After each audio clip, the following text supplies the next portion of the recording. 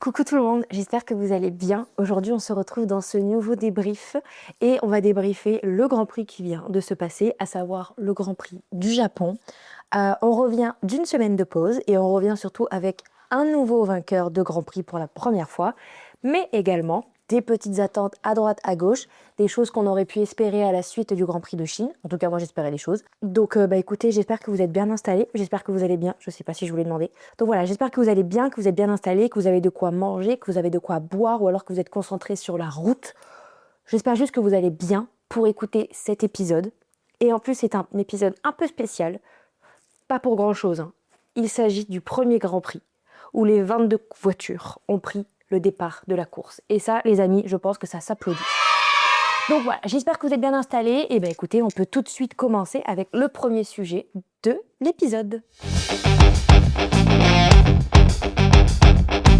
Alors, si vous voulez un petit sommaire de comment va se compartimenter cet épisode, on va d'abord parler de McLaren, on va ensuite parler de Ferrari, puis on va ensuite parler de Mercedes et on va ensuite beaucoup parler de Berman, puis on finira par le reste du monde, le top et le flop de ce Grand Prix et on va conclure, quoi, comme tout devoir en fait, il y a vraiment l'introduction, le corps et la conclusion.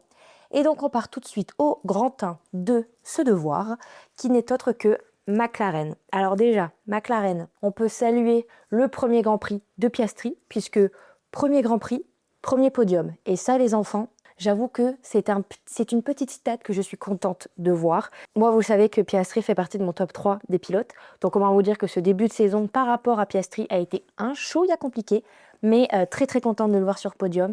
Je pense qu'il aurait pu gagner effectivement si la safety car n'avait pas été déployée, mais évidemment avec des si, on refait tout le temps le monde. J'avais aussi envie de souligner que je trouve que Norris a fait un bon week-end. Voilà, je trouve que 2 et 5, c'est un bon résultat pour McLaren. Que voilà, je trouve que ça y est. En tout cas, j'espère que la tendance qu'on a vue au Japon et avec laquelle du coup on part fera en sorte que du coup ça se confirme à Miami. Donc voilà, donc j'avoue que j'ai un petit peu le seum là d'avoir une pause de 4 semaines.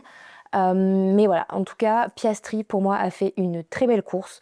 Voilà, ça, je trouve que ça fait du bien et je trouve en fait voilà que c'est que le début, encore une fois, on est vraiment que sur le début de la saison et je peine à me le dire parce que j'ai l'impression qu'en fait la saison va s'arrêter demain et en même temps que ça fait 6 ans, enfin 6 ans, j'abuse un peu, mais que ça fait vraiment genre 3-4 mois qu'elle a commencé alors que pas du tout, ça fait vraiment que 1 mois qu'elle a commencé. Mais voilà, je crois en Piastri, je suis pas sûre je crois en Piastri. Je crois en Piastri pour aller chercher des victoires, je crois en Piastri pour faire une bonne saison suite à ce départ. Et voilà, j'en attends pas beaucoup, mais j'en attends quand même un petit peu de lui. Je devrais en attendre aussi un peu de Norris, puisque c'est le champion en titre et qui doit défendre un petit peu sa position. Bon, je vous avoue que non, j'en ai un petit peu pas grand-chose à faire. Mais voilà, en attendant, moi, ça me fait plaisir de voir Piastri sur le podium. Pour moi, c'est un podium amplement mérité. Et je dois dire que c'est mon podium préféré depuis le début de la saison. Trouvez pourquoi. En parlant de podium, eh bien écoutez, celui qui signe son second podium, c'est tout simplement Leclerc et on va parler des Ferrari. Alors c'est vrai que là, sur ce Grand Prix, le plus gros sujet sera vraiment Mercedes et Berman et toutes les réglementations.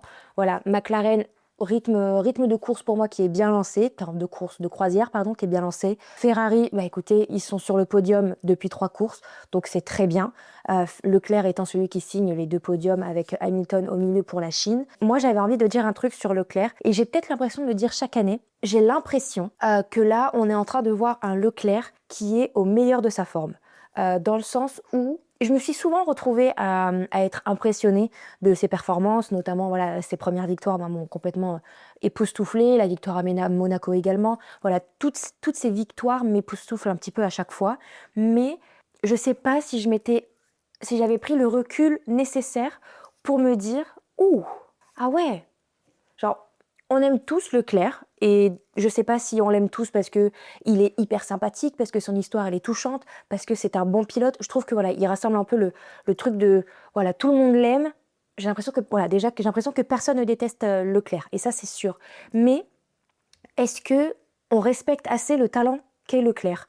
Et c'est une question que je me suis posée pendant le Grand Prix parce que là je l'ai trouvé particulièrement très très bon pilote. Je le trouve tout le temps très bon. Mais là, pour la première fois, je me suis pris une claque en mode Ah ouais, ouais, quand même. Genre, j'ai pas envie de dire qu'il est sous-coté parce que tout le monde veut le voir champion du monde, mais j'ai l'impression qu'en fait, on banalise peut-être un petit peu trop ses très bonnes performances. Il y avait une fois aussi, je me souviens, à Las Vegas, où il avait fait un super dépassement. Je sais plus si c'était sur Russell ou sur Max, mais il avait fait un super dépassement qui lui avait valu le podium. Et là, j'ai retrouvé un peu de ce dépassement aussi, du coup, dans le dernier dépassement qu'il a fait sur Russell pour avoir le podium. Mais ouais, là, en tout cas, depuis les 3 premières courses, je suis extrêmement impressionnée du niveau qu'est en train de proposer Leclerc en termes de performance, en termes de pilotage brut, même si la réglementation peut-être ne permet pas de le voir vraiment. Dans le sens où, toujours dans le sens où en fait j'ai du mal à comprendre aussi ce qui se passe en piste, mais en tout cas visuellement, je trouve que Leclerc m'épate encore plus qu'il ne m'épatait avant. Et c'était une question que je m'étais posée de est-ce qu'on banaliserait pas un peu trop les performances que nous sort Leclerc. Donc voilà, dites-moi ce que vous en pensez, même si je pense que tout le monde est fan de Leclerc, tout comme tout le monde est fan de Ferrari, et comme je pense que tout le monde est en train de redevenir fan d'Hamilton, je pense que vraiment la partie de guéguerre en fait de la team Verstappen, team Hamilton, elle est un peu en train de s'adoucir et que techniquement là en fait on veut tous aussi voir Hamilton avoir du succès. Je pense que ça y est, c'est fini et que là, Hamilton et Leclerc sont vraiment en train de bâtir une communauté qui dépasse encore plus la communauté qu'ils avaient bâtie individuellement. Je ne sais pas si vous me comprenez, en tout cas pour moi ça m'a l'air assez clair dans ma tête. Mais et voilà, dites-moi ce que vous en pensez. En tout cas, je trouve que Leclerc fait un excellent début de saison. Euh, D'ailleurs, à quel moment est-ce qu'on parle de mi-saison? À quel moment on bascule du début de saison à la mi-saison? Et à quel moment on passe de la mi-saison à la fin de saison? Du coup, voilà, dites-moi. Moi, je pensais que la mi-saison, c'était plus genre, ouais, on partait courant juin à peu près quand on avait déjà eu 7 8 courses. Mais du coup, vu qu'en juin, on sera finalement qu'à la 6e course, quand est-ce qu'on va parler de mi-saison? Je sais pas trop, dites-moi. J'ai pas le calendrier en tête, je vous avoue. Mais, euh, mais ouais, dites-moi. En général, pour moi, la mi-saison, elle était vers Barcelone. Là, Barcelone, pour moi, on sera encore en début de saison parce qu'on aura encore énormément de choses à apprendre et à comprendre des monoplaces. Qui est-ce qui fait aussi un excellent début de saison? Eh bien, c'est Mercedes. Mais ça, Mercedes, qu'on le veuille ou non, on va être obligé d'en parler pendant un long moment et dans quasiment tous les débriefs, en se basant sur uniquement les 3 courses que on vient de voir. Vous le savez que sur évidemment toutes les attentes de ce début de saison et les prévisions, voilà, c'est Russell qui est censé sortir champion. Moi, je veux pas. Voilà, moi, je ne veux pas que Russell soit champion du monde cette année. Vous savez pourquoi. Et je suis extrêmement content que Antonelli déjà ait signé sa première victoire il y a 2 semaines, mais surtout qu'il ait confirmé une seconde victoire ce week-end. Voilà, moi je suis très très contente des résultats d'Antonelli. C'est un pilote que j'affectionne tout particulièrement depuis sa saison de Formule 2. Voilà, donc je sais, et on en a déjà parlé aussi dans le débrief de Chine, je sais qu'il y en a beaucoup qui étaient un petit peu critiques envers la décision de titulariser Antonelli. Et je suis extrêmement contente du coup que ça continue en fait à prouver que Toto Wolff a eu la bonne vision, il a eu raison de faire ça. Et que voilà, que tous ceux qui peut-être lui crachaient dessus l'année dernière suite à ses apprentissages, alors attention, hein, j'ai aussi été très très dure avec lui sur la mi-saison où il avait commencé un petit peu à perdre pied, en fait à faire son apprentissage. J'ai été un petit peu dure aussi en lui mettant peut-être en éprouvant un petit peu de déception, mais sur l'ensemble de sa saison, j'en ai été très très contente. Et je suis contente potentiellement que là, des gens se rendent compte du talent que c'est et surtout l'admettent que moi personnellement, je le mets en tant que candidat pour le titre. Et j'en suis très contente. D'un côté, même si le sportif qui est Russell, je ne peux absolument pas le critiquer parce que je le trouve vraiment phénoménal. Je trouve qu'il conduit très bien, je trouve qu'il est très constant, je trouve que c'est un vrai bon pilote. En revanche, sa partie en dehors, pour moi, je la supporte pas. C'est quelque chose de compliqué pour moi à apprécier. Là où l'année dernière, Norris, je n'aime ni son style de pilotage, je n'aime pas vraiment le pilote, bien que je ne pourrais jamais cracher sur ce qu'il fait parce que ça reste un bon pilote. Enfin, tu peux pas être en Formule 1 si t'es pas un bon pilote, quoique. J'aime un peu plus Russell que Norris pour le mettre un petit peu dans le, dans la bulle globale, mais d'un côté, je suis contente que du coup, il risque d'y avoir une bataille interne entre les deux. Potentiellement, je n'exclus absolument pas le fait que les deux Ferrari aussi se joignent à la bataille pour le titre. Mais voilà, peut-être que peut-être que Russell est arrivé dans cette saison en se disant bon ben je suis le favori, évidemment je vais gagner, je vais être mis en avant, nanani nanana. Et je suis contente de potentiellement pouvoir voir Russell dans l'adversité, dans la véritable adversité, parce qu'il a connu l'adversité dans sa carrière, notamment face à Lewis Hamilton, mais là j'ai envie de le voir dans l'adversité et comment est-ce qu'il se porte et se comporte dans l'adversité, surtout face à un talent comme Antonelli, qui n'est en Formule 1 que depuis 2 ans. Je ne sais pas trop comment ça va se développer sur la suite de la saison, mais pour le moment, Russell ne m'énerve pas trop. Je sais qu'à l'intérieur, ça doit bouillir et il ne doit pas être très très content de ce qui se passe, mais en tout cas, moi, en tant que spectatrice, je suis extrêmement contente qu'Antonelli ait pris la tête du championnat. On n'est qu'à 3 courses, il en reste encore 19, je crois. Il en reste encore 19. Donc voilà, après, je pensais que ne pas voir Russell sur le podium allait arriver, mais peut-être beaucoup plus tard et suite potentiellement plus à un problème de fiabilité ou quoi. Pas, je m'attendais pas en tout cas à ce qu'il ne soit pas sur un podium suite à un manque de performance et de rythme qu'il a eu un petit peu tout le week-end. Et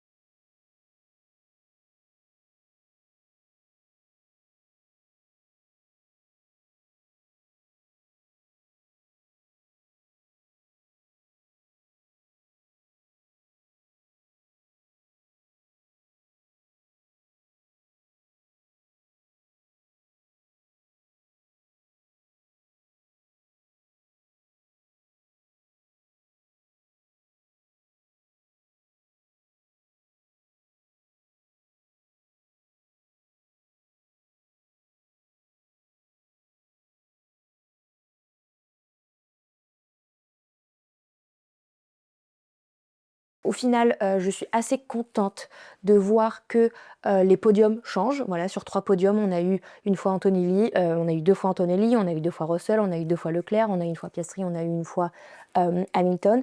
C'est cool. Voilà, à voir si ça reste comme ça sur toute l'année, d'avoir au moins de se dire qu'en fait, les écarts sont peut-être pas aussi grands que ce qu'on aurait pensé, enfin, ce qu'on nous a vendu en début d'année.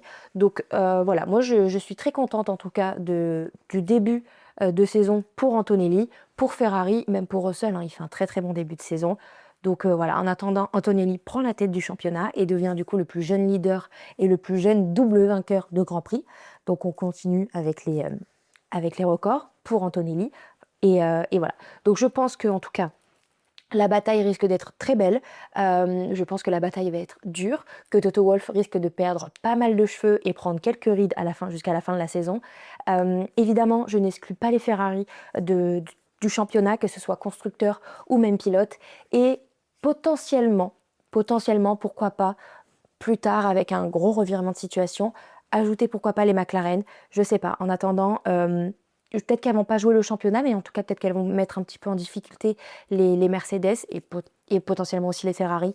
On va voir. En tout cas, moi je me range du côté d'Antonelli, ça c'est sûr et certain. Et j'ai déjà hâte de voir ce que la tournure va prendre à Miami. Donc voilà, dites-moi ce que vous pensez de tout ce qui est Mercedes et tout ça. Surtout que on va s'approcher au fur et à mesure aussi des changements de réglementation, pas des changements, pardon, mais des améliorations de réglementation, notamment pour les écuries. De ce que Julien Febvre disait ce matin à l'antenne, c'est que toutes les écuries bénéficieraient de l'ADUO sauf Mercedes. En parlant de toutes les réglementations, etc., on va parler de l'accident. D'abord, j'aimerais dire que on voit énormément de personnes dire que seulement Max se plaint de la réglementation, se plaint de tout ça. Bah non. Si on prend la globalité et qu'on écoute l'ensemble des interviews, tous les pilotes, allez peut-être excepté les Mercedes, se plaignent de la réglementation et ne sont pas entièrement satisfaits. Il y a des bons points comme il y a des mauvais points. Mais évidemment, pour les médias, c'est plus appétissant de raconter ce que Max Verstappen dit, puisque évidemment Max fait énormément parler de lui en ce début de saison. Mais si on prend toutes les déclarations de tout le monde, Norris l'avait dit, énormément de pilotes l'avaient dit, que je crois qu'Alonso aussi l'avait dit, qu'on allait forcément, que ça devait arriver, qu'un énorme accident arrive avec la réglementation actuelle et surtout du coup au différentiel de vitesse. Alonso avait parlé d'un énorme accident plus potentiel au départ, en tout cas sur la procédure de départ. Norris avait tout simplement dit que ça allait forcément arriver et qu'il fallait très très vite réagir. Et il a fallu qu'un accident très grave, et heureusement ça aurait pu, et heureusement ça l'est peu, parce que ça aurait pu être beaucoup plus grave, se passe pour que la FIA fasse... En fait, est-ce que, dans tous les cas, le mois d'avril allait être pour la FIA rempli de rendez-vous, de consultations, etc. Ça avait été annoncé. Là, en l'occurrence, au premier Grand Prix, quand Norris dit « il va y avoir quelque chose, il va y avoir un accident », il aurait fallu prendre le problème au sérieux très vite. Peut-être que c'est par manque de temps, peut-être que c'est par manque de... je sais pas, mais en tout cas, on a évité un drame, ça c'est sûr et certain. Il faut se dire, on a un peu de chance que ce soit arrivé à Suzuka. Imaginez ce sera arrivé à Spa. Et encore, le circuit en soi, peu importe, mais c'est extrêmement dangereux ce qui vient de se passer et on a de la chance que Berman ne s'en sorte qu'avec une contusion. En revanche, évidemment, il y a des trous noirs qui doivent être réglés, comme Sainz l'a dit. Et avant Miami, on l'espère évidemment, parce que sinon, ça va être compliqué. Là, il y a 4 semaines de vide, où du coup, évidemment, la FIA a fait un communiqué de presse en disant que voilà, des rendez-vous allaient être pris, des rendez-vous allaient être faits pour justement parler de la sécurité et de ces réglementations. Parce que bien qu'il y a une chose, même si je n'aime pas beaucoup la FIA, etc., il y a une chose sur laquelle je les crois, c'est que la sécurité des pilotes est leur priorité. Et pour ça, je les crois et j'espère qu'ils vont faire en sorte que ce soit le cas, parce que j'ai pas forcément envie qu'il y ait un mort cette année suite à une réglementation, parce que là, qu'est-ce que la FIA va dire? Au niveau de l'accident en lui-même, je penche un peu autant pour un fait de course qu'une faute de Colapinto. Dans tous les cas, il y a faute à réglementation, ça c'est sûr et certain, mais je pense que Colapinto a fait un mouvement qui n'était pas du tout nécessaire. Je pense qu'il y a une part de responsabilité de Colapinto et je suis extrêmement déçue et choquée. J'ai regardé l'interview Canal+ de Colapinto. À aucun moment il se justifie, à aucun moment il s'excuse. Il donne juste une explication que tout le monde a donnée. Il y a des problèmes dans la réglementation qu'il va falloir régler, nanana. D'accord, en l'occurrence, pourquoi est-ce que tu te déportes sur la gauche? Ah chouïa, mais pourquoi est-ce que tu te déportes dans la gauche sur une ligne droite? Explique-nous pourquoi. Et juste, dis-toi, je ne trouverais pas ça compliqué de dire je m'excuse et il faut que je regarde absolument ce qui s'est passé parce que je me sens un petit peu responsable de ce qui s'est passé. Non, j'ai pas l'impression qu'il a l'air de comprendre que ça aurait pu être extrêmement plus grave que tout ça. Donc voilà, c'est un peu flou, mais je reste aussi extrêmement surprise que la FIA n'ait même pas lancé une enquête, que juste ça a été noté et qu'il n'y a pas eu d'action en plus. Donc pourquoi on lance pas une enquête? Parce que sinon ça voudrait justifier que la FIA s'est un peu plantée sur la réglementation. Est-ce que c'est ça du coup qu'on doit comprendre, que s'il n'y a pas d'enquête, c'est parce que juste la FIA ne veut pas dire qu'il y a un problème là-dedans? Il y a un énorme problème, qu'on le veuille ou non, il y a un énorme problème.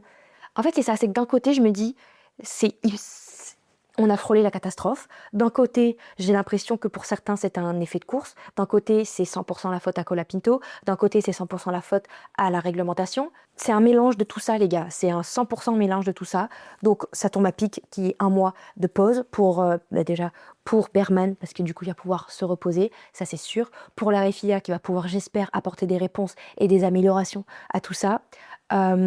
Parce que sinon, en fait, ça va juste être une question de temps avant qu'il y ait un plus gros accident qui arrive, avant que quelqu'un finisse tétraplégique ou à l'hosto ou j'en sais rien. C'est compliqué, en tout cas, de se faire un avis dur et tranché dans une situation où il y a beaucoup de faits à prendre en compte. Donc voilà, pour moi, c'est autant de la faute de Colapinto que de la faute à la course et que de la faute au règlement. Dites-moi ce que vous pensez de cet accident. Voilà, dites-moi ce que vous en pensez. Maintenant, on va parler du reste du monde. Évidemment, voilà, Verstappen fait parler de lui encore une fois ce week-end. J'ai l'impression qu'on le voit beaucoup en ce moment, qu'il y a beaucoup de news sur lui et qu'il y a beaucoup de une. Mais voilà, il fait encore parler de lui. Il a encore dit qu'il ne trouvait pas ça amusant de conduire la F1 actuelle. Et il y a eu une interview où ils disent voilà, est-ce que tu penses à ton avenir, etc. Et il dit bah oui, ça c'est sûr que je pense à mon avenir et que la pause tombe à pic et que du coup je vais pouvoir un petit peu refléter sur tout ce qui se passe et tout ce que moi j'en pense. Le journaliste lui demande s'il pense à partir et il dit bah c'est sûr que si ça devient c'est pas amusant évidemment que je vais partir. Il y en a qui pensent qu'il fait la pleureuse, il y en a qui pensent qu'il veut juste faire bouger les choses. J'espère que ça fait partie de cette lignée-là. Et il y en a qui pensent que Verstappen part avant la fin de la saison. Moi je suis plus d'avis que Verstappen parte à la fin de la saison. Ça me briserait le cœur évidemment et ça briserait le cœur aussi du sport je pense parce qu'on est quand même sur quelqu'un d'assez emblématique pour moi sur ce sport. Donc après, évidemment, son avenir dans le sport automobile n'est absolument pas terminé, ça c'est sûr, au vu de ce qu'il a fait aux 24 heures du Nürburgring. Mais voilà, j'espère qu'il y a des choses vont changer, que des choses vont s'améliorer, vont un peu plus aller dans son sens, parce que ça me ferait très très bizarre de commencer la saison 2027 sans voir, sans Verstappen. Est-ce qu'il va râler tous les week-ends? Ça c'est sûr. En tout cas, une information est sortie en disant que oui, il envisageait à mettre un terme à sa carrière à la fin de l'année. On va voir, j'aimerais pas. En tout cas, ce serait franchement pour moi un petit peu la honte de la FIA d'avoir poussé à la sortie un pilote comme ça suite à des réglementations. J'ai beaucoup aimé la prise de parole qu'a fait Lando Norris. Et pour que je l'apprécie, c'est que je trouve qu'il a raison. Il y a un reporter qui lui a demandé si, en tant que champion du monde, il avait des choses à dire pour faire bouger les choses. Et Norris a dit que ça servait à rien de dire parce que tant qu'en fait il y avait du spectacle pour les fans, ce que les coureurs disaient, ils s'en foutaient.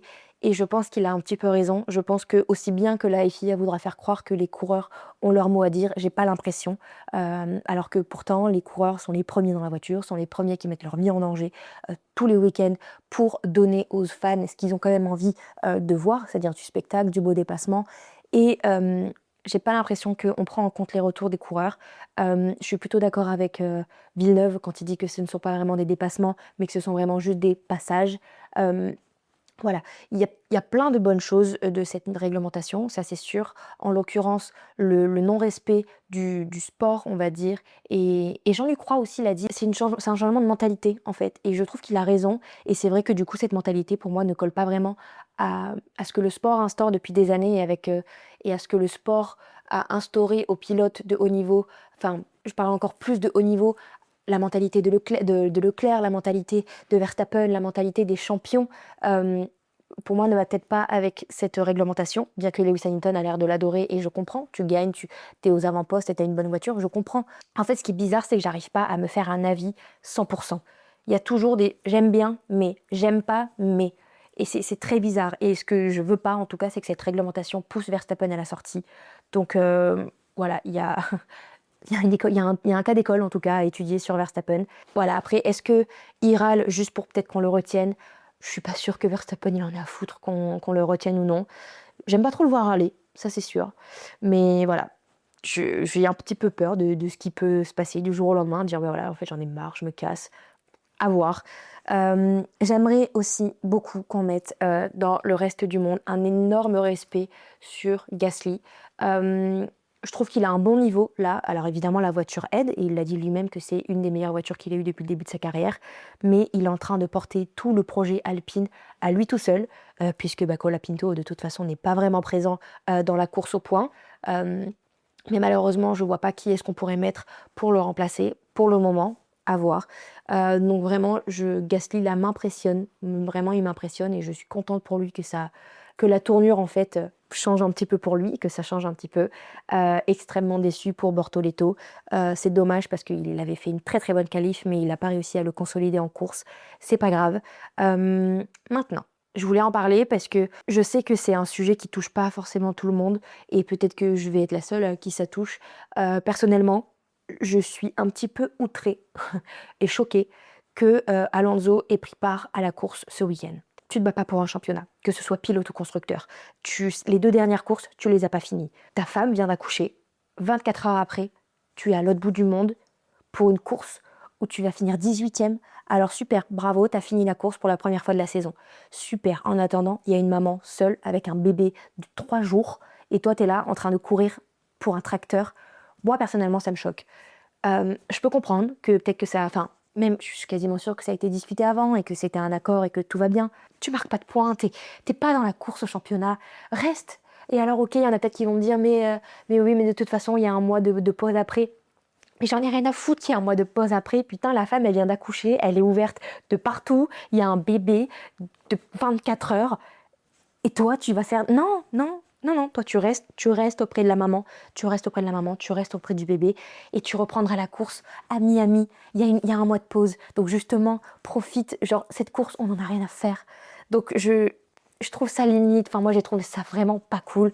Mais après, je suis pas dans leur couple. Je suis nulle part. Je donne juste mon avis sur une situation qui, moi, me choque. Et je peux vous assurer que si je suis à la place de la femme, j'en ai rien à foutre. Tu restes avec moi. Tu restes avec moi. Dites-moi ce que vous en pensez, si pour vous ça vous choque que Alonso se soit retrouvé à Suzuka 24 heures après l'accouchement de son premier enfant. Dites-moi ce que vous en pensez. Peut-être que vous n'avez pas du tout la même pensée que moi et n'hésitez pas à me le faire savoir. Hein. Je suis prête à entendre toutes vos pensées. On va terminer l'épisode avec mon top et mon flop de ce Grand Prix de Japon. En flop numéro 3, je vais mettre Russell. Je vais mettre Russell parce que voilà, il y avait un petit manque de performance de sa part. Apparemment, il y avait des réglages qui allaient pas, etc. C'est peut-être la seule fois de la saison que je vais le mettre en flop. Je trouve ça un petit peu dommage, entre guillemets, avec la voiture qu'il a, qu'il ne soit pas sur le podium, mais en même temps, Leclerc a été un petit peu meilleur que lui sur ce week-end-là. Donc, c'est voilà, c'est un petit flop comme ça. Voilà, je le mets en flop 3. C'est rien de bien méchant. En flop 2, je vais mettre Alonso pour les raisons que j'ai expliquées juste avant. Ta femme vient d'accoucher, tu as un enfant de 24 heures, tu n'as rien à foutre sur un circuit 24 heures après la naissance de ton enfant pour te battre pour une 18e place et en n'étant même pas sûr de finir la course. En flop numéro 1, je vais mettre Colapinto. Je le tiens un petit peu responsable de l'accident de Berman. Donc voilà, je le mets en flop numéro 1 et ça se passe de commentaires. Enfin, je trouve ça un peu logique. En top 3, je mets Leclerc. Je trouve qu'il s'est extrêmement bien défendu. Je l'ai trouvé vraiment très fort et très constant tout le week-end. Donc voilà, top numéro 3. En top numéro 2, j'ai mis Antonelli parce que je voulais mettre Piastri en top 1. Donc j'ai mis Antonelli en top 2. Voilà, deuxième victoire, week-end extrêmement solide. Il prend la tête du championnat. C'est super et j'espère que ça va continuer comme ça pendant encore un petit moment, voire toute la saison. Et en top 1, voilà, j'ai mis Piastri parce que Bichette, il a pris part à 0 course depuis le début. Là, il revient, c'est même pas ça, il était là depuis le début, mais il prend part à une course et il est sur le podium. Course qu'il aurait pu gagner s'il n'y avait pas eu la safety car. Donc pour moi, ça méritait un petit top 1. Donc n'hésitez pas à me dire, vous, votre top et votre flop du Grand Prix du Japon. Voilà, j'ai très envie d'écouter. Dites-moi et puis n'hésitez pas à me dire si vous êtes d'accord avec ce que j'ai dit sur Alonso, si vous êtes d'accord avec le fait que Colapinto est un petit peu responsable de l'accident de Berman. Voilà, dites-moi tout ça. C'est la fin de cet épisode, j'espère qu'il vous aura plu. Si c'est le cas, n'hésitez pas à le liker, à le partager, à le commenter et surtout à vous abonner. Il n'y aura pas de débrief sur le mois d'avril, donc on se retrouve que début mai pour Miami. Après voilà, on va un petit peu avancer puisque voilà, en mai il y a quand même 2 grands prix. Il y a le Grand Prix historique en mai, en juin il y a beaucoup de grands prix. Voilà, à partir de Miami, on va être un petit peu plus occupé, donc ça c'est chouette. Voilà, donc il n'y aura pas de débrief, mais par contre, pour un petit peu combler ce mois sans F1, j'ai décidé de lancer une petite série sur les réseaux sociaux, donc sur Instagram, TikTok et même YouTube Short si vous préférez consommer sur cette plateforme.